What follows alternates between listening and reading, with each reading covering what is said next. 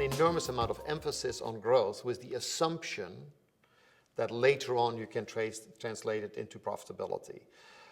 I think that one has to think much more balanced, which is that if one doesn't have a perspective of how to get profitability at some point in time, it becomes both culturally and execution-wise very difficult to bring it in later, because customers love it when you provide great stuff at no cost to them.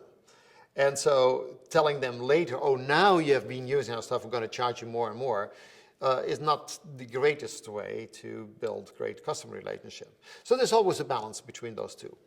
There's no question that if you have the good fortune to be in a market that's growing, that makes things a lot easier. There's no question that if you have the pretty decent fortune to have a product that's doing very well in a market that's not growing, that's also good.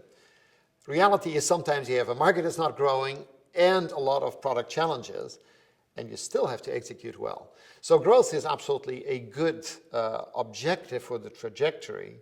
It's just that in reality, companies do go through waves, and top management is being appealed on at the moment that you're on the way on these transitions. Change management is the most difficult type of management, and it is quite remarkable how in many companies, every time there's change management, they change the management. And so that, I think, is not necessarily great management.